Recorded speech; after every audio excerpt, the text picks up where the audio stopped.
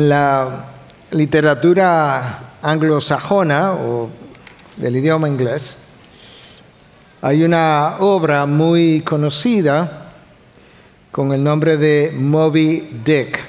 ¿Cuántos de los que están aquí conocen por lo menos el nombre de Moby Dick? Ok. No voy a preguntar cuántos la leyeron, pero con el nombre me basta. La historia está basada en una historia de la vida real. Es una novela, pero como las novelas usualmente son, es que toman una historia y hay elementos verdaderos de la historia y otros que son ficticios. Entonces, en esta historia, la parte real es que ciertamente hubo una ballena que se llamó Mocha Dick, visualizada, que vivió alrededor de la isla, de una isla que entiendo se llama muy similar en las costas de Chile. Y esa ballena era una ballena albina que pudo escapar de sus capturadores por 40 años. En esos 40 años supo investir muchos barcos balleneros que destruyó, marineros murieron. Y básicamente la novela está basada en esa historia. Y una historia más, pero no tengo el tiempo para entrar en todos los detalles. El autor de la novela tiene una frase que yo quisiera usar hoy porque tiene mucho que ver con mi mensaje de esta mañana. Pero en la novela hay un capitán que supuestamente tuvo una pierna que le fue cortada por esta ballena y ahora quería vengarse de la ballena y la persigue hasta querer capturarla y matarla. Y la pasión por la venganza era lo que movía como las fibras de este hombre. Hay muchas lecciones que aprender en la historia. Pero su autor, Herman Melville, escribió un número de obras. En una de esas obras, menos conocidas, Melville dice lo siguiente: hasta que no sepamos que un sufrimiento, escucha, hasta que no sepamos que un sufrimiento, un dolor, supera a 10,000 deleites o gozos o alegrías, no nos convertiremos en lo que el cristianismo quiere hacer de nosotros. Hasta que nosotros no acabemos de entender que un sufrimiento tiene mucho más valor que 10,000 deleites o gozos, o placeres o alegrías, nunca vamos a llegar a ser lo que Dios quiere que lleguemos a ser. Para el autor de esta novela, el ser humano, y en particular yo diría el cristiano, no entiende el propósito de las aflicciones en su vida. Y creo que al igual que el capitán Ahab del barco ballenero, que estaba resentido y con ese resentimiento quería vengarse de la ballena, de esa misma forma muchos atraviesan las experiencias de dolor y se resienten y se endurecen, y tratando de anestesiar su dolor, transitan por caminos pecaminosos, con lo cual aumentan sus heridas y sus dolores. Déjame repetir la cita otra vez, hasta que no entendamos que un sufrimiento supera por mucho 10,000 alegrías, gozos, no vamos a llegar a ser lo que Dios quiere hacer de nosotros. Piensa por un momento en alguno de tus momentos más felices. No sé si fue el día de tu boda, la noche de tu boda. Dime de qué manera la noche de tu boda te hizo crecer en carácter. No creo. Quizás fue el día que nació tu primer hijo. El día. No estoy hablando de los 9 meses que la mamá pasó de dificultades. El día que nació el hijo. Ese gozo que experimentaste, ¿de qué manera transformó tu carácter? O piensa en cualquier otro gozo, deleite, placer que tú hayas podido. Cuéntame, si quieres ven al final y cuéntame de qué manera tu carácter fue transformado por esa experiencia de alegría. Ahora déjame decirte, aunque el día de tu boda no afectó tu carácter, las dificultades que tú has tenido desde entonces en tu matrimonio, alguien por ahí dijo, bueno, te han hecho crecer enormemente. Yo estoy seguro que en el momento que tu hijo nació, ese gozo, esa alegría tampoco cambió tu carácter, pero las dificultades que ese hijo o tus hijos te han traído, comenzando con la cambiadera de pañales de las 2 de la madrugada, comenzaron a formar en ti paciencia y amor incondicional y una serie de gozos. Hermano, los gozos, alegrías, pasiones, placeres son muy temporales, muy pasajeros. Estimulan tus emociones, estimulan tus hormonas, estimulan neurotransmisores en el cerebro. Lo que no hacen, te pueden llevar a soñar incluso, lo que no hacen es llevarte a meditar sobre el propósito y el significado de la vida. Dime, ¿cuál de tus deleites te ha llenado de sabiduría? Dame uno. ¿Cuál de ellos te ha llevado a la introspección? ¿Cuál de ellos ha desarrollado en ti amor incondicional por el otro? No, claro que no, porque para eso tú necesitas el dolor, el sufrimiento, la pérdida, las decepciones y los sinsabores. Tú necesitas todo eso y yo también. Esa es la razón por la que Santiago, cuando escribe su carta, aquellos que eventualmente la leerían o la escucharían leer, en el versículo 2 del capítulo 1, dice lo siguiente, hasta el 4, tengan por sumo gozo, hermanos míos, eran cristianos, cuando se hallen en diversas pruebas, sabiendo que la prueba de su fe produce paciencia, y que la paciencia tenga su perfecto resultado, para que sean perfectos y completos sin que nada les falte. En esos 3 versículos hay 3 grandes enseñanzas. Hay una actitud que Santiago entiende que nosotros debiéramos tener ante las dificultades de la vida. En segundo lugar, hay una razón por la cual él entiende tú y yo debiéramos tener esa actitud que él describe. Y finalmente, en tercer lugar, hay un propósito final que explica por qué las dificultades permanecen en tu vida y por qué tú debieras permanecer con la actitud inicial que él describe. Entonces vamos a desempacar esos 3 versículos. En el primero él dice, tengan por sumo gozo, hermanos míos, cuando se hallen en diversas pruebas. Oye lo que Santiago nos está diciendo. Santiago nos está diciendo, tú debes anhelar entrar en dificultad. Él no dice eso, ni siquiera lo sugiere. No está diciendo que anhelando las dificultades como tú cultivas el gozo. Además, tampoco está diciendo que nosotros debiéramos estar saltando y danzando cuando veamos las dificultades llegar. No, Cristo no llegó a la cruz danzando y saltando y celebrando. Él llegó sudando gotas de sangre y llegó hasta en la cruz, en un momento dado, desesperarse y gritar, Dios mío, ¿por qué me has abandonado? Cuando Santiago nos dice, tengan por sumo gozo, él no está haciendo alusión a una emoción o alegría, no, para nada. Él está haciendo referencia a una forma de pensar, a una actitud mental, como la que Pablo describe en Filipenses 2 con relación a Cristo. Haya en vosotros la misma actitud mental, o la misma mente que hubo en Cristo Jesús. Es a eso que Santiago se está refiriendo. Esa es una forma de pensar con relación a las dificultades. El gozo al que Santiago se está refiriendo no es nada emocional, es racional. Es un gozo que resulta de ver la vida completa a través del lente de la providencia de Dios. Y es una vida que es vivida bajo la autoridad de Dios y para la gloria de Dios. Esa es la manera como R.C. Sproul solía, o en una ocasión describió lo que él llamó the big idea of the Christian life, el meollo de la vida cristiana. ¿Cuál es? Y esta fue su definición. Que nosotros vivimos bajo la mirada de Dios, bajo la autoridad de Dios, para la gloria de Dios. Lo que Santiago está tratando de decirnos no es algo hipotético, es algo que está ahí descrito en personas de la Biblia. Yo te quiero dar un solo ejemplo, pero hay múltiples. En el libro de los Hechos se nos describe cómo los apóstoles, Pedro, Juan y los otros, comenzaron a predicar la palabra y comenzaron a ser perseguidos. Cuando llegamos al capítulo 5, resulta que apresaron a varios de ellos.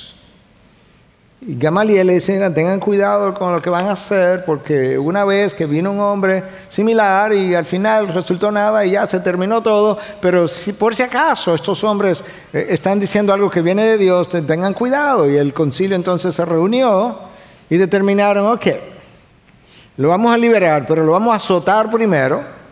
Eso está en 5:40, el libro de los Hechos. Y luego lo vamos a liberar. Entonces fueron azotados y fueron liberados. Imagínate lo que son los azotes. Serán 39 azotes, hechos por personas que estaban acostumbrados a esto. Mira, que ellos salieron de ahí lacerados. Hay dos formas de reaccionar ante esa experiencia. Una es de drama y trauma. ¿Ok? Imagínate. Es duro que uno comience a predicar la palabra.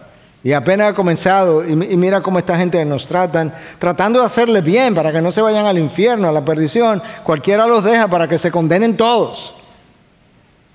Eso es una forma de reaccionar. Pero hay otra forma de reaccionar. Y es una forma de aceptación y agradecimiento. Al reconocer que la cárcel y los latigazos estuvieron todo el tiempo en las manos del Dios que gobierna desde los cielos. Y eso es lo que tú ves en el próximo versículo, en Hechos 5:41. Los apóstoles pues salieron de la presencia del concilio, escucha, ahora viene, regocijándose de que hubieran sido considerados dignos de sufrir afrenta por su nombre. Tú me estás relajando. Tú acabas de ser lacerado 39 veces. No drama, no trauma, solo gozo. Regocijándose de que tú puedes creer, Pedro, que el Señor nos consideró dignos de sufrir como Él sufrió. ¡Wow! Esta gente entendió algo acerca de la vida, tenía una perspectiva de la vida que nuestra generación no conoce, pero que ni siquiera quiere considerarla. Y es que la vida entera es una especie de prueba, es un test, como dirían en inglés. Nos están probando con la intencionalidad de formarnos. Que la causa de Cristo tiene un precio. Que la fe cristiana frecuentemente nos va a llevar a experimentar el sufrimiento. Pero por otro lado, esta gente también entendió que no hay sufrimiento del que Cristo no sea meritorio. No hay sacrificio del que Cristo no sea meritorio. Cualquier aflicción que yo tenga que atravesar en mi vida, Cristo lo vale. La cruz lo vale. La causa de Cristo lo vale. El cielo lo vale. Y lo que este pasaje de Hechos 5 que yo acabo de ilustrar es exactamente lo que Santiago estaba enseñando. Ténganlo por sumo gozo. Yo no creo que cuando Pedro y los apóstoles estaban siendo latigados, si estaban uno al lado del otro, no creo que se estaban diciendo, wow, qué alegría tengo yo con estos latigazos. No creo. Pero tenía una actitud mental, una disposición, una forma de pensar.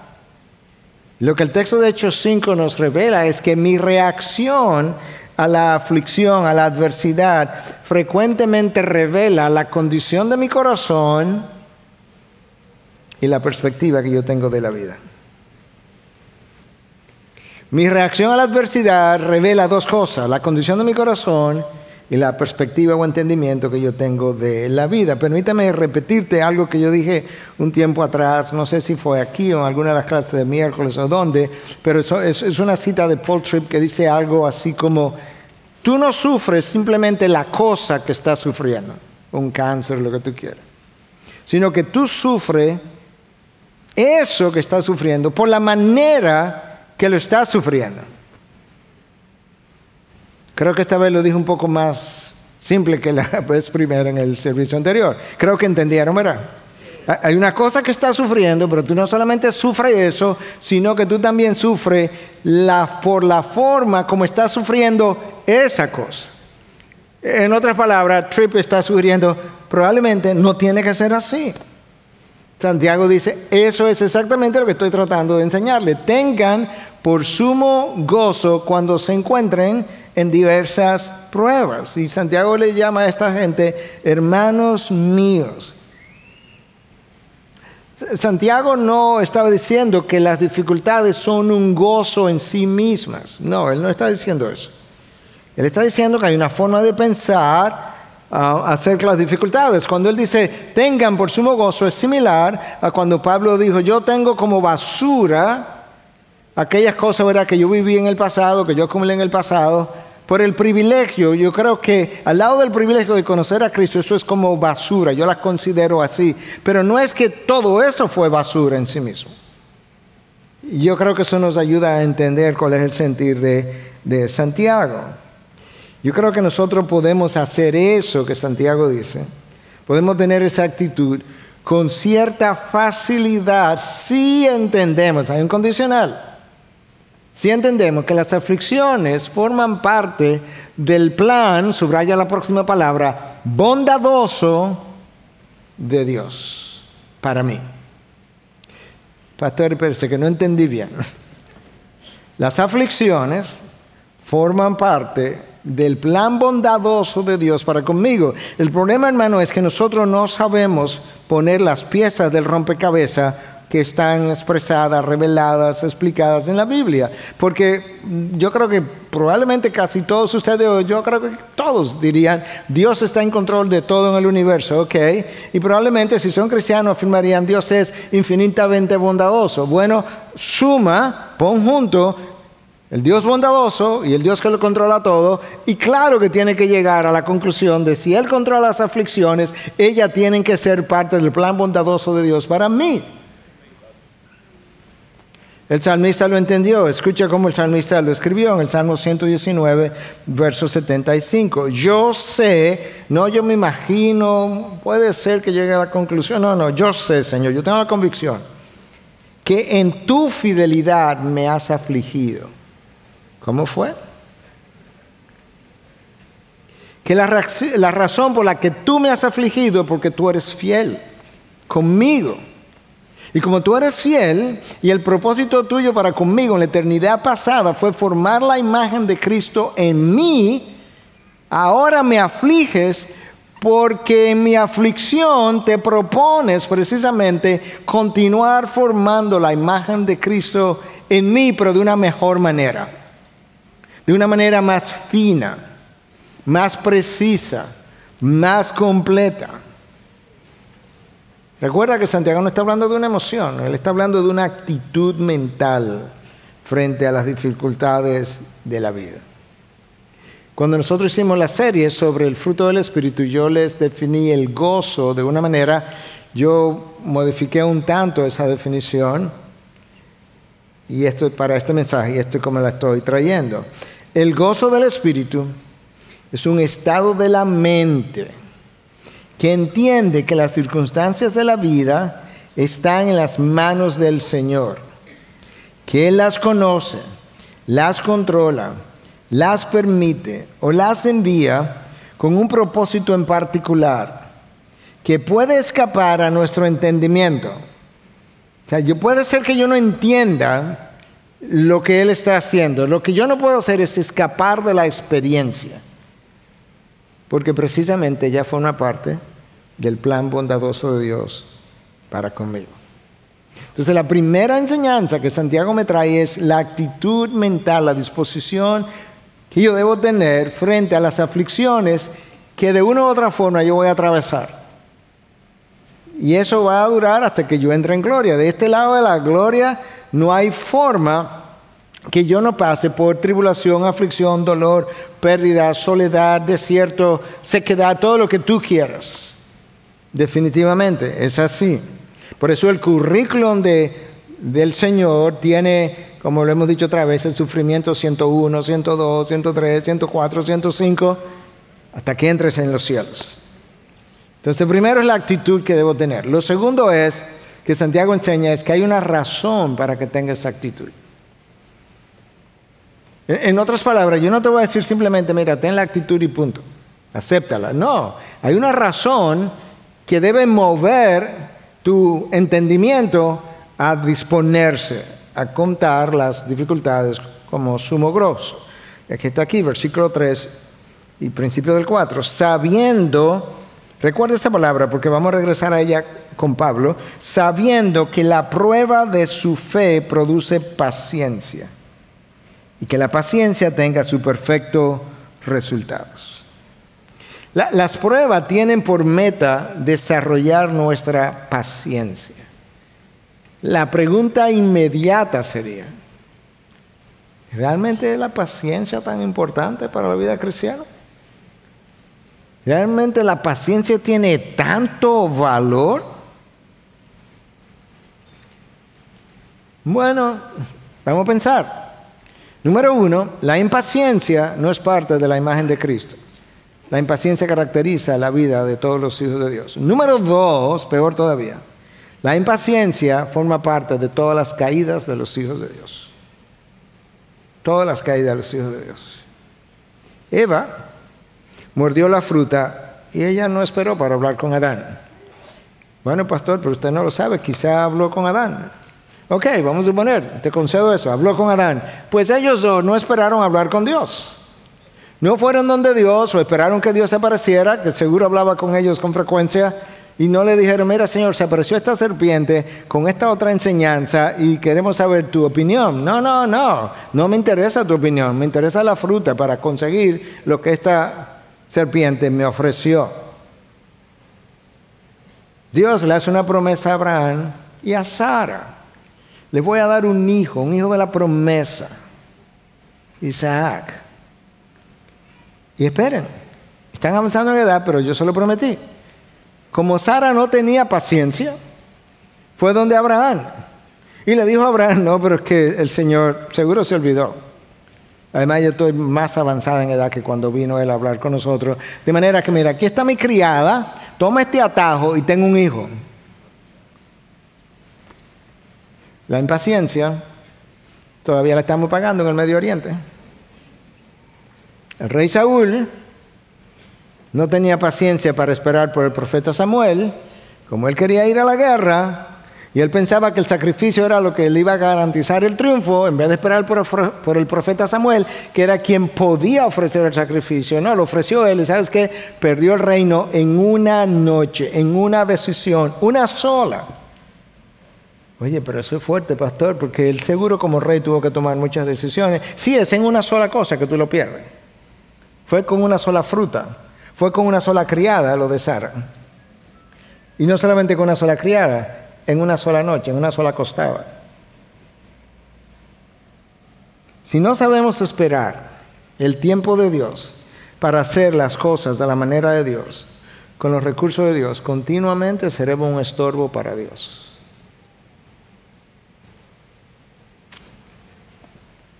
Pero Dios no se deja estorbar. Jonás se convirtió en un estorbo para Dios. Y como Dios no se deja estorbar, le envió un pez grande, que frecuentemente hablamos de una ballena, un pez grande. Y cuando yo me convierto en un estorbo para Dios, siguen viniendo las ballenas a nuestras vidas. La paciencia. Nosotros, mira nuestro problema con la paciencia. Nosotros oramos y le pedimos algo a Dios y a la semana decimos, tú le dices a una hermana acerca de tu problema, y le dices, pero tú oraste. Sí, tengo una semana orando, pero el Señor no ha dicho nada. A la semana, tú le estás orando a un Dios que existe fuera del tiempo y del espacio, que para Él un año es como, un día es como 1000 años y 1000 años como un día. A la semana tú estás impaciente. Si nosotros no tenemos paciencia, yo estoy tratando de ayudarte a entender la importancia de la paciencia, porque eso es lo que Santiago me está diciendo que la aflicción produce y que por esa razón yo debo considerar los sufrimientos y las aflicciones con sumo gozo. La paciencia se cocina a fuego lento. Y ese fuego no es otra cosa que las pruebas que llegan a tu vida. Mira cómo Pedro lo explica en 1 Pedro 4:12. Amados, no se sorprendan del fuego de prueba que en medio de ustedes ha venido para probarlos. Tú ves que es una prueba. Como si alguna cosa extraña les hubiera acontecido. Hermanos, Pedro está diciendo, yo no entiendo. A usted le ha llegado un fuego de prueba, una aflicción, la persecución en ese caso literalmente era. Y ustedes están reaccionando como que esto es extraño, como que esto no se lo hicieron a los profetas del Antiguo Testamento y como que esto no se lo hicieron al Señor Jesús. No, pero no se sorprendan. De hecho, ese fuego ha llegado para probarlos, a ver quién es quién. Eso es lo que Pedro está tratando de enseñar. Y pues él está diciendo, esa prueba es como un fuego. Dios está tratando de desarrollar tu paciencia y la mía, porque la paciencia, escúchame, lo vamos a seguir viendo, no solamente que es importante en la vida cristiana, es crucial. Sin ella no puedes caminar con Dios. Jamás. Sin ella tú jamás podrás encontrar la voluntad de Dios. Escucha el diccionario de la Real Academia, una fuente secular. La paciencia, capacidad de padecer o soportar algo sin alterarse. Oye, hasta el mundo secular sabe que la paciencia implica sin alterarse. No, pastor, pero mira, el Señor me da mucha paciencia y al otro día, mira, muchacho, yo no sé, es un problema. No, porque sin alterarse. Capacidad para hacer cosas pesadas o minuciosas. Facultad de saber esperar cuando algo se desea mucho. Si le preguntáramos a Jacob, en el Génesis, diría, no, cuando algo, no es la capacidad para esperar cuando algo se desea mucho, es cuando algo se ama mucho. ¿Cómo así, Jacob? Oye, yo me enamoré de Rebeca, de Raquel, perdón, me enamoré de Raquel, quería a Raquel. El suegro me dijo futuro suegro me dijo que sí, pero que tenía que trabajar 7 años, trabajé 7 años, pero me engañó, me dio a Lea, pero que quien yo amaba era Raquel. Y el suegro me dijo, bueno, te doy a Raquel también, pero 7 años después, 14 años esperando. Y él dice que le pareció poco tiempo, o sea, un noviazgo de 14 años. Sí, considero poco tiempo porque la amaba mucho. Mi paciencia o impaciencia tienen algo que ver con el amor, vamos a llegar ahí. Pero esta es mi definición de la paciencia: la capacidad para esperar con tranquilidad y esperanza por el tiempo y la voluntad de Dios. La capacidad para esperar, ¿ok? Con tranquilidad y esperanza por el tiempo y la voluntad de Dios bajo presiones variables en intensidad y duración. The Gospel Coalition está haciendo algo que tiene que ver con nuestro ministerio, en mi ministerio y todo lo que está pasando en el mundo reformado hoy en Latinoamérica. Y en la entrevista una de las preguntas fue, ¿qué tú has hecho mejor, tú piensas, teología o medicina? Y dije, ninguna de las dos. ¿Cómo va a ser? Entonces, ¿qué es lo que ha hecho mejor? Esperar. Esperar. Y estoy contento de que el Señor me haya enseñado a esperar. Escucha Santiago otra vez. Versículo 3. Sabiendo que la prueba de su fe produce paciencia y que la paciencia tenga su perfecto resultado. La paciencia, hermano, es más necesaria de lo que tú te imaginas. El problema es que nosotros cuando pensamos en la paciencia, la vemos solamente en términos de beneficios personales. Señor, dame paciencia porque estoy inquieto o inquieta. Estoy malhumorado y esto me está sacando, como decimos nosotros, que me está sacando de quicio, me está sacando, estoy perdiendo los estribos. Yo necesito estar tranquilo, Señor, así que dame paciencia.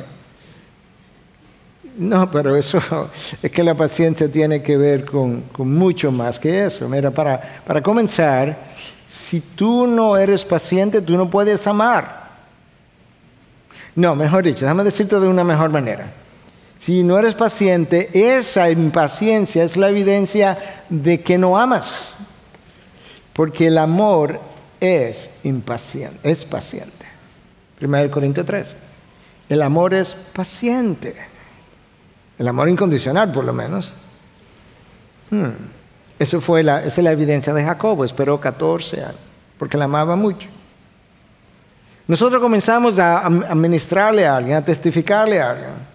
Queremos evangelizar a alguien. La persona a la semana no ha respondido, a las 2 semanas no ha respondido y estamos completamente airados e impacientes. Pero resulta que Pedro me dice, en su segunda carta, en 3:9, que el Señor Jesucristo no ha regresado, no porque Él ha retardado su promesa, sino que está esperando porque como Él es paciente, no quiere que nadie perezca. ¿Te está oyendo? Que hay gente que no ha nacido de nuevo todavía y otros que ni siquiera han entrado al mundo, que Él quiere salvar, que Él dispuso salvar, no quiere que esa gente perezca y en su paciencia está esperando por ellos. Y luego Pablo viene y me dice en Efesios 5:1, ser imitadores de Dios, pero no puedo ser imitador de Dios si no soy paciente. De hecho, escucha lo que Pablo le escribe a los Colosenses en 3:12. Entonces ustedes, como escogidos de Dios, santos y amados, revístanse de tierna compasión. Sí, eso luce como Dios. Bondad, humildad, mansedumbre y paciencia. Yo tengo que vestirme de todo eso si quiero imitar a Dios. Tú puedes ver que la paciencia es vital. Y yo estoy mencionando todo esto porque yo necesito que puedas entender no simplemente a qué que está apuntando Santiago, es más práctico que eso en un sentido, es que Santiago está apuntando, esa es la razón por la que tú debes tener la actitud primera de que él habló, pero a lo que él se está refiriendo es que, ¿sabes qué? Tú no puedes caminar en obediencia sin paciencia. Santiago está preocupado que debido a la impaciencia, algunos no vayan a terminar o a terminar bien. Por eso decía Pablo, yo no corro como dando golpes al aire, no vaya a ser que después de haber predicado yo también sea descalificado. Santiago no quiere que te descalifiquen a mitad de camino porque tu impaciencia te hizo tropezar. Y esa revelación no está dada solo en el Nuevo Testamento, viene de lejos. El salmista en 37:7 dice, confía callado en el Señor y espera en Él con paciencia. ¿Notaste la combinación de palabras, de ideas en el salmista? Número 1, confía, eso es una idea. ¿En quién? En el Señor. No debemos hablar mucho, porque en las muchas palabras el hombre peca, le pasó a los 3 amigos de Job. Entonces espera callado. Y cuando no solamente esté callado externamente, quédate callado internamente, espera en Él con paciencia. ¿Por qué? Porque el Señor es el Dios de la historia. Es el Dios de la historia global y de la historia personal de cada uno de nosotros. Entonces tenemos ahora la actitud que debe caracterizarme frente a las dificultades de la vida. Número 2, tenemos ahora la razón por la cual tú y yo debiéramos ser pacientes. Y yo creo que eso es importante. Porque de lo contrario, como yo decía, tú y yo no vamos a poder caminar con Dios. Santiago sigue desarrollando su idea de cultivar la paciencia. Y ahora entonces él tiene una tercera razón por la que nos instruye a tener esa actitud. O mejor dicho, él tiene un propósito final por el cual él entiende que tú y yo debiéramos esperar a ver ese resultado. Versículo 4. Para que sean perfectos y completos, sin que nada les falte. Perfectos y completos. La idea ahí es madurez cristiana, que puedan tener madurez cristiana. Lo que ocurre es que en las aflicciones Dios aprovecha y elimina muchas de aquellas cosas que yo considero fortalezas, en las que yo me apoyo, en las que yo confío, que puede ser preparación, título, intelecto, la familia de donde viene, no sé, seguros, finanzas, seguro de salud, confío en eso, seguro de vida, que no sé por qué le llaman seguro de vida, porque tú te mueres y el dinero tú no te lo llevas, sino que se queda aquí. Debieran llamarle seguro de sobreviviente de los que mueren, pero no seguro de vida. Entonces Dios destruye en la aflicción las fortalezas humanas y en la debilidad perfecciona su poder en nosotros. Eso es como ocurre. Esa madurez cristiana no es el fruto solamente de las aflicciones, no. Las aflicciones son vitales. Es el fruto de las aflicciones en una persona que espera pacientemente, bajo la prueba, bajo presión por un largo tiempo. Ese es el fruto de. Es como el diamante que se forma en la profundidad de la tierra, bajo altas presiones, con alto calor. Pero nosotros tenemos la oportunidad de reaccionar de una manera o reaccionar de otra. Quizá esta ilustración nos pueda ayudar. Las ostras forman las perlas, ¿cierto? Pero ¿sabe cómo se forman? Hay un pedacito de arena que entró a la ostra adentro y le causa una irritación. Y ella entonces, tratando de eliminar la irritación, comienza a secretar algo que va cubriendo la arena. Y cuando ella termina de cubrir la arena, ya la irritación para. Pero ¿sabe lo que se formó? Una perla. De esa misma manera, si tú reaccionas adecuadamente a la tribulación, a las aflicciones, a tus irritaciones de la vida, Dios formará perlas en tu vida de un valor incalculable. Pero yo necesito la perspectiva correcta. Hermanos, la Biblia, la historia del pueblo de Dios, los últimos 2000 años no están registrados aquí. Bueno, después que los libros se escribieron en el primer siglo. Por eso digo la historia del pueblo de Dios. La historia secular, todas esas cosas, atestiguan que nadie llega a la madurez, desde el punto de vista secular, hasta donde se pueda lograr, o desde el punto de vista cristiano, con la perspectiva divina, nadie llega a la madurez sin pruebas y aflicciones. Cada personaje de la historia, lo puedes leer aquí o en la historia secular, cada personaje de la historia, con cierta profundidad de sabiduría, de discernimiento, de entendimiento, es el fruto de irritaciones peleadas, conquistadas y de haber hecho introspección a lo largo del camino. El mundo secular, ¿sabes?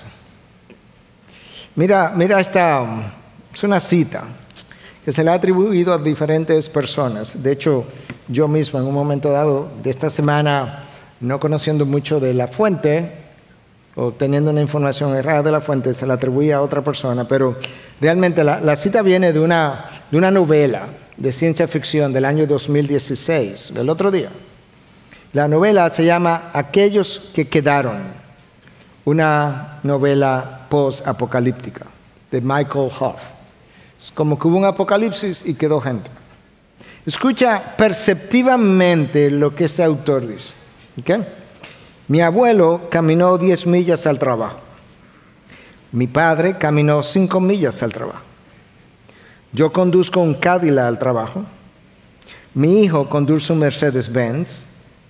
Y mi nieto conducirá un Ferrari. Escuche, porque de aquí en adelante que se pone bueno. Mi nieto va a conducir un Ferrari. Mi bisnieto volverá a caminar. ¿Dónde está mi abuelo? ¿Por qué es esto? Escuche, porque esto es como una perla.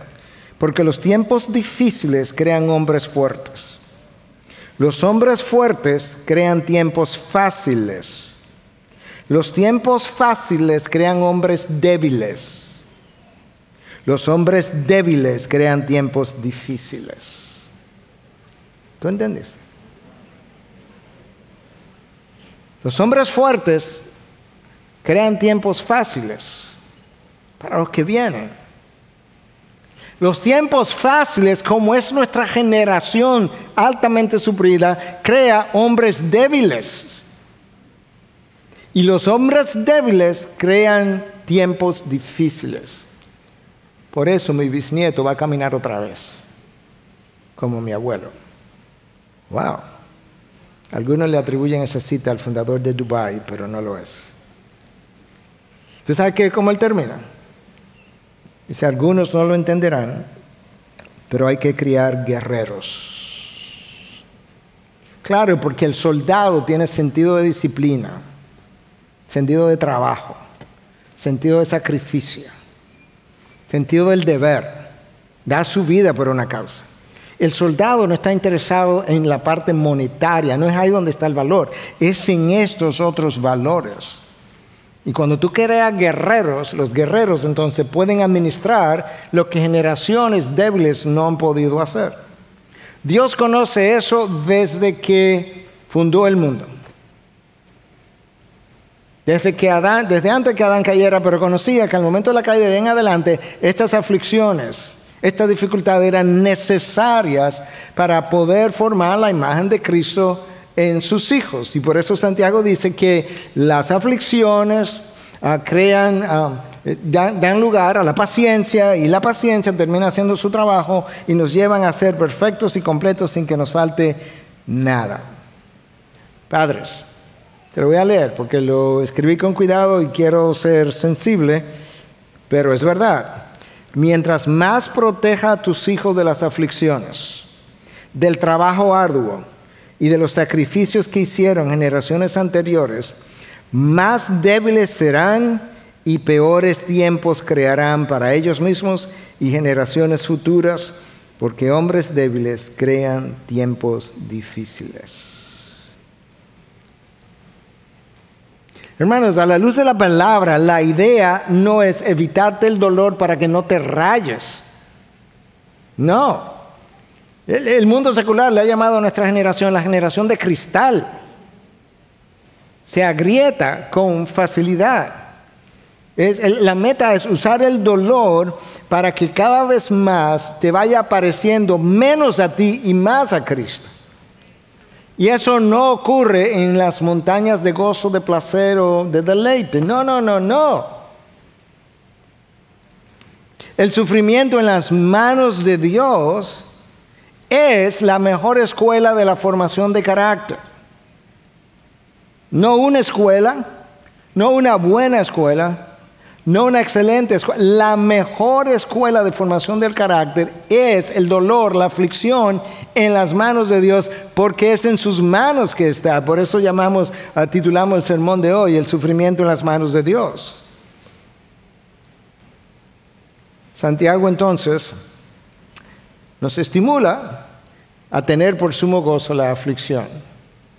Pablo entendió exactamente igual, casi con las mismas palabras. Escucha, Romanos 5, 3 y 4. Y no solo esto, sino que también nos gloriamos en las tribulaciones. Pablo ahora va más allá que Santiago. No simplemente dice, considéralo como sumo gozo. No, Pablo dice, no, yo me glorío en las tribulaciones. ¿Por qué? Sabiendo, ¿te acuerdas que yo te dije, grábate esa palabra que vamos a volver a ella con Pablo? Ahí está. La misma palabra sabiendo que usó Santiago, aquí está Pablo. Sabiendo que la tribulación produce paciencia. Y la paciencia, carácter probado. Ahí está la madurez de Santiago. Ahí está el nombre completo de Santiago. Y el carácter probado, esperanza. ¿Oíste hablar? La tribulación produce paciencia y la paciencia, el carácter probado. Lo mismo de Santiago. Cuando tú atraviesas la aflicción, la dificultad, escucha los calificativos ahora, sin apresurarnos, sin tomar decisiones emocionales como Eva, sin tomar atajos pecaminosos como Sara, sin desafiar los límites de la ley de Dios y sin cuestionar la soberanía de Dios, cuando esa es la forma de esperar pacientemente, el fruto de eso es un hombre maduro, completo o carácter probado, para usar las palabras de Santiago primero y de Pablo después. Lo que Pablo entendió, lo entendió Santiago y lo entendió Pedro. Escucha a Pedro ahora. Aunque ahora, por un poco de tiempo, si es necesario, sean afligidos con diversas pruebas, aquí viene, para que la prueba de la fe de ustedes, hay que probar esa fe, más preciosa que el oro que perece, aunque probado por fuego, es por fuego que la fe se prueba. La fe se prueba de dos maneras, para ver si es genuina, porque muchos en medio de la dificultad abandonan el camino, abandonan la carrera, pero la fe se prueba en el sentido también de que si es genuina va a perdurar y tú vas a saber, no, era genuina, mira cómo han perdurado en medio de la dificultad. Que esa fe, probada por fuego, sea hallada, que resulte en alabanza, gloria, honor en la revelación de Jesucristo. Para ver si es genuina, pero también porque el fuego elimina las impurezas que contaminan mi vida. Ahora, considera esto. El mismo fuego que derrite la vela es el fuego que endurece el ladrillo. Piensa que la vela y el ladrillo es el corazón del hombre. El mismo fuego que toma el corazón de un hombre o de una mujer, lo ablanda y lo vuelve manso y humilde. Esa es la prueba. Es el mismo fuego o la misma prueba que en otro ser humano, hombre o mujer, lo endurece y lo vuelve resentido, aislado y apático. El salmista, con menos revelación que nosotros, entendía lo mismo que Pedro, que Pablo, que Santiago. Es impresionante la consistencia de la revelación bíblica. Escucha lo que él escribe en el Salmo 119, 71. Bueno es para mí ser afligido. ¿Cómo? Bueno es para mí ser afligido. Porque por todo esto que Santiago viene explicando, ahí donde está la necesidad de nosotros poder apreciar la aflicción.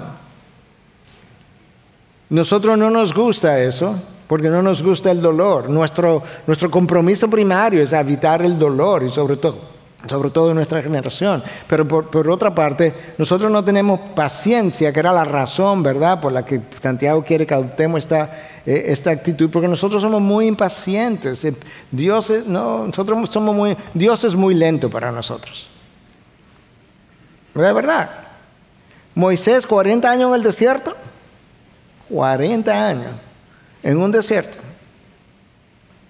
Y después entonces Moisés 40 años para llegar a la tierra prometida, cuando se podía llegar en días, 40 años dando vuelta en la tierra prometida. No, yo no tengo tiempo para eso. Dios lo disciplina, manda al pueblo al exilio 70 años en Babilonia. Yo hubiese regresado hace tiempo. En nuestros días cojo un avión y regreso. Tomo un barco y vengo. Hasta nadando vengo. Pero vengo. Así somos nosotros. Que el Mesías iba a venir una primera vez y lo anunciaron en Génesis 3:15 y si aparece allá en los evangelios varios miles de años después, no, yo no tengo tiempo para eso. Y ahora tenemos 2000 años para que regrese la segunda vez y nos deja aquí esperando. Si tú no tienes paciencia, tú no puedes caminar con Dios. Jamás. No puede caminar en su voluntad tampoco. Porque Dios nunca anda deprisa. Santiago dice que la meta es un cristiano maduro. Ahora la pregunta es, ¿cómo luce un cristiano maduro?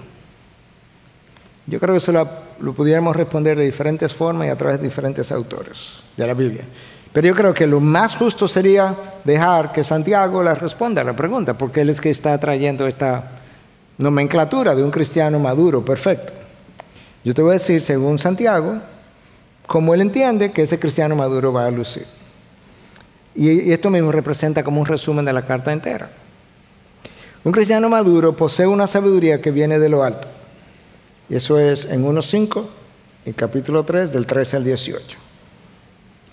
Un cristiano maduro es un cristiano con una fe firme en el Señor y sus propósitos, no un hombre de doble ánimo, como hablamos el domingo pasado. Versículos 6 y 7 del capítulo 1. Un cristiano maduro sabe lidiar con sus tentaciones y cuando tropieza y cae, no culpa a nadie de su pecado. Versículo 12 al 16, capítulo 1. Un cristiano maduro es un cristiano que tiene una vida de obediencia, porque él no es solamente un oidor de la palabra, él es un hacedor de la palabra, y eso está aquí. Capítulo 1, versículo 19 al 27.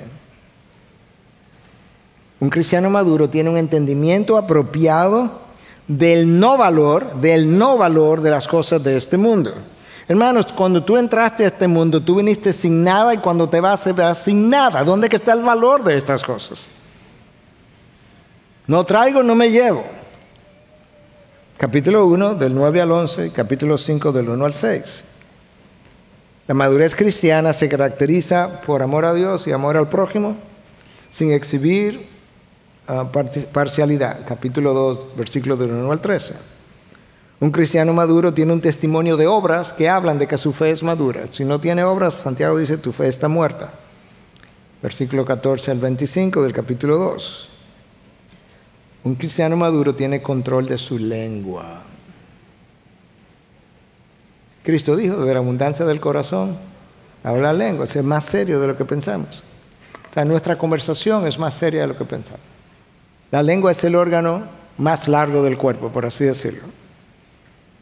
Simbólicamente hablando, va desde la punta de tus labios hasta el corazón. Y cuando tú la sacas, salió el corazón con ella.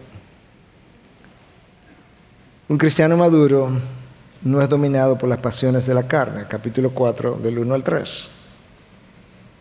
Un cristiano maduro entiende el señorío de Cristo. O eres amigo del mundo y enemigo de Dios, o viceversa. Capítulo 4, versículos 4 al 10. Y el capítulo 5 tiene diferentes recomendaciones. Y yo creo que eso nos da una idea de cómo Santiago entiende que un cristiano maduro al que él está apuntando en su vida debiera estar luciendo. Y así debiéramos procurar nosotros lucir. Ahora, en el tiempo que nos queda, rápidamente, y a manera de aplicación final de todo lo que hemos dicho. Si la tribulación, la aflicción produce este carácter probado, maduro, completo, dependiendo de si es Pablo o si es Santiago que están hablando, ¿de qué forma es que eso ocurre? O sea, ¿cómo es que ese carácter se forma? Bueno, mira, las dificultades obligan al hombre a reflexionar y al mismo tiempo a abandonar la superficialidad de la vida. Decía Richard Foster en su libro Dinero, Sexo y Poder que la maldición de esta generación es la superficialidad.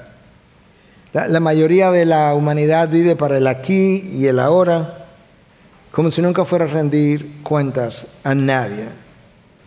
La dificultad te lleva a hacer introspección, y en la introspección muchas veces tú descubres cómo has violado la ley de Dios y tienes ahora la oportunidad de arrepentirte cuando antes ni siquiera lo veía.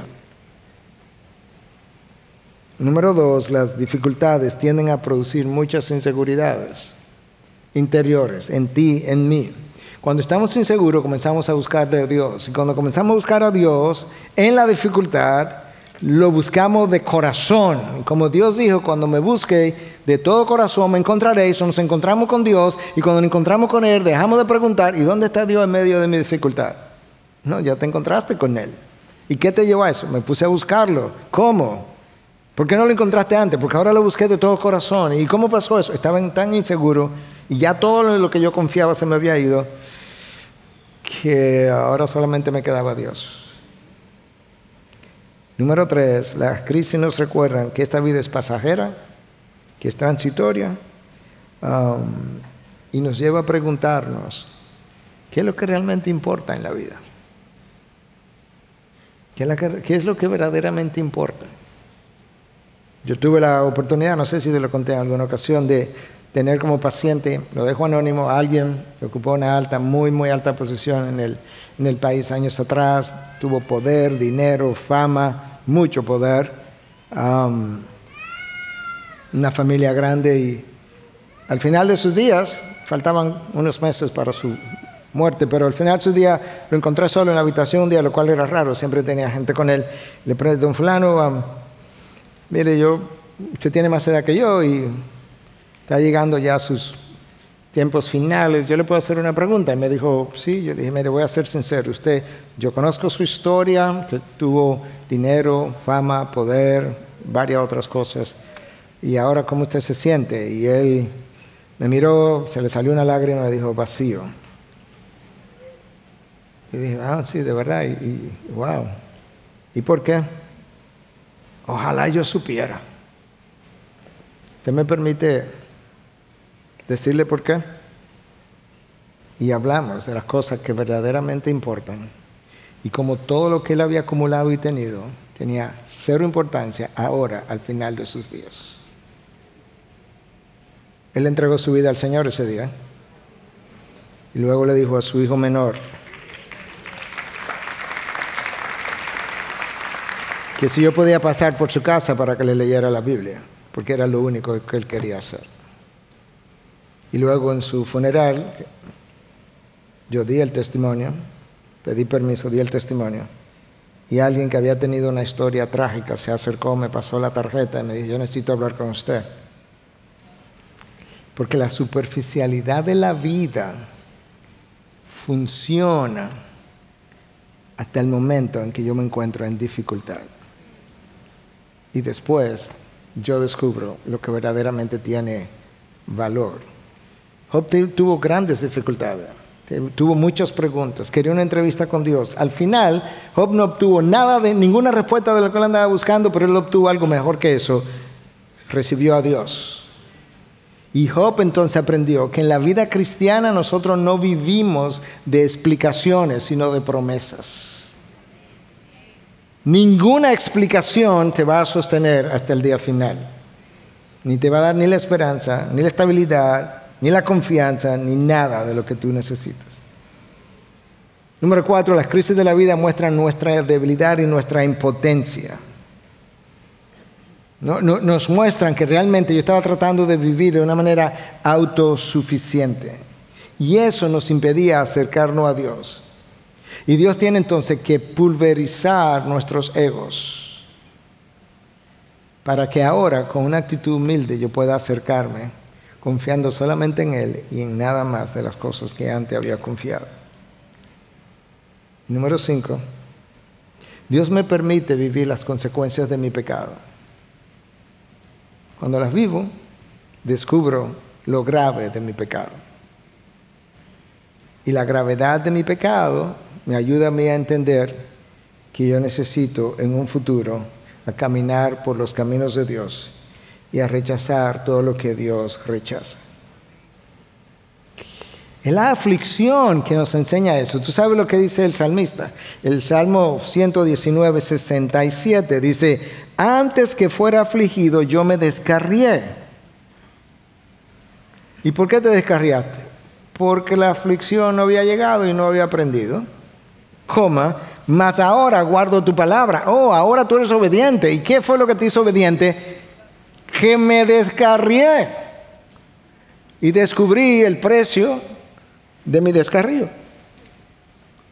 Y entonces la aflicción me trajo al camino. Pero tú sabes qué, yo te leí ahora del Salmo 119, 67, versículos más adelante, el mismo salmista dice, fue bueno para mí ser afligido.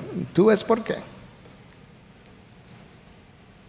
Literalmente hablando. Y versículo más adelante, el mismo salmista te dice que Dios en su fidelidad, oh Señor, yo sé que en tu fidelidad me has afligido. Tú eres tan fiel a tus propósitos que no me dejaste allá afuera descarriado, sino que me afligiste para que regresara.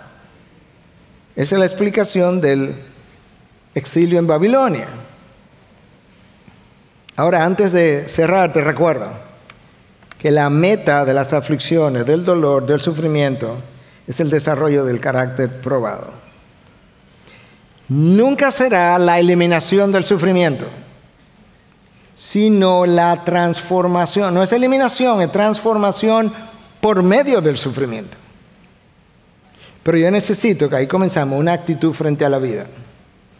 Y esa actitud no es de drama y trauma. yo he estado, y con esto cierro, he estado en los últimos días en diferentes momentos ejemplificando mi historia de diabético de los 11 años y medio de la forma que yo no la viví, ¿ok? Y luego yo te puedo hablar de cómo la viví, pero de cómo yo no la viví. Pero esto sería, si la vivo bajo el lente del drama y trauma, ¿tú te imaginas un niño de 11 años y medio, oye, que le salió diabetes? En esa época, imagínate, en el año 1970, en Santiago, una provincia, allá no había ni siquiera endocrinólogos. ¡Wow! Y entonces, y se estaba inyectando 4 veces al día, 4 veces al día. Y entonces resulta que su papá, que vivía con él, que trabajaba desde la casa, que escribía desde la casa, a los 6 meses se le murió el papá. Eso es duro. Eso es duro. Tú sabes, un niño de 11 años y medio no bizcocho, no refresco. Y en los cumpleaños, ¿cómo se hace? Y ahora el papá se le murió a los 6 meses. Eso no es fácil. Y a los 6 meses a sus hermanos mayores se le ocurrió que se iban a mudar para la capital otra vez. Y entonces ahora venir de regreso, y lo cambiaron de colegio. Tú sabes lo que llegar ahora, ya tenía 5 años por allá, 5 en otro colegio, llegar con amigos que no conocían, pero el colegio estaba lejos y en su casa no había carro. Y tú sabes que él tenía que caminar 1 kilómetro todos los días para pararse en una esquina ahí a que pasara un señor que tenía hijos en el colegio, lo llevara al colegio. El señor muchas veces se olvidaba y lo dejaba también, y luego él regresaba a su casa. No, me dejaron. Y luego lo traían al mediodía. Eso es duro. ¿Tú crees que eso es fácil? Yo no conocí nada de eso. Olvídate de eso, que eso no fue mi historia. Yo te voy a contar mi historia. Esa misma, a los 11 años y medio, ya yo tenía prácticamente 5 años como mi papá en la casa, instruyéndome, dirigiéndome, modelándome, marcándome. Me marcó de por vida de la mejor forma posible. Y después que ya yo estaba marcado de por vida, Dios se lo llevó. Y tú sabes qué, me dejó con 6 hermanos más que eran mayores que yo, que me querían, que me suplían, que me supieron acoger, que estuvieron ahí para ayudarme. Y cuando yo vine aquí, en el colegio que me pusieron, me becaron. Y entonces había un señor que era tan bueno que me recogía. Yo tenía que ir a caminar, pero me recogía todos los días. A veces me dejaba, es verdad, pero me recogía y me traía a mi casa. Y wow, ese drama y trauma, yo no lo viví, hermano. Eso, quitando esa perspectiva.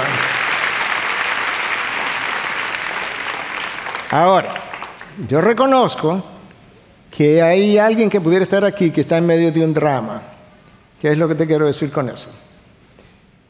Que si adopta el lente bíblico, tú puedes tomar el drama, transformarlo en un drama de gozo, de bendición, de propósito, de significado, de presencia de Dios. Y es un drama, pero es otro drama. Y los hermanos que estamos aquí deberíamos ser parte de tu drama, ayudándote a que llegues ahí. Porque igual, tú no llegas ahí de la noche a la mañana. Hoy lo entendí, hoy lo vi. Alguien me escribió, tan pronto terminé el primer servicio: gracias, pastor, me fui con una perspectiva nueva de la vida. Sí, pero hay que seguir ayudando a ese hermano. Parece eso el cuerpo de Cristo. Lloramos juntos, nos reímos juntos, caminamos juntos. De manera que si tú conoces a alguien que está en medio de un drama, únete a su drama y traten de darle la vuelta a la moneda para poderle decir como el salmista: alma mía, alaba al Señor y no te olvides de ninguno de sus beneficios, no olvides ninguna de sus bendiciones, porque en la aflicción Él está más cerca que nunca. Una señora vino y se me acercó al final por igual. Pastor, yo tenía 46 años casada, mi esposo se me murió hace 4 meses, pero le puedo decir que ahora en la soledad es cuando yo más cerca he sentido a Dios y donde estoy creciendo más todavía. En la aflicción, no en el gozo, no en el dolor. Y ese es nuestro Dios. De manera que Santiago está diciendo: tenlo por sumo gozo, y que tú puedas de aquí en adelante ver tu vida de otra manera. Hay dramas en la vida, hay traumas en la vida. El poder de Dios en sus hijos está para transformar el trauma de dolor en trauma de gozo, o mejor dicho, en drama de gozo, donde pudiéramos entonces dar testimonio de que nuestro Dios es quien Él dice que es. Padre, gracias por tu palabra, por tu Espíritu, por las historias reveladas en la Biblia, de cómo tú transformas la historia de los hombres en historia de triunfos. Como la noche del viernes pasó a ser la mañana del domingo. en este domingo de resurrección. Ayúdanos a nosotros como cuerpo de Cristo a cambiar nuestra visión de la vida y a caminar con otros para que ellos también puedan caminar sus historias distintas, de una manera distinta, y ellos también puedan contar historias distintas en el día de mañana. Para la gloria tuya, oh Dios, en Cristo Jesús. Amén. Amén. Gracias por acceder a este recurso. Espero que haya sido de gran bendición para tu vida. Te sugiero que te suscribas a este canal de forma que tú puedas recibir notificación la próxima vez que hayamos subido un nuevo recurso que pueda servirte de instrucción y bendición.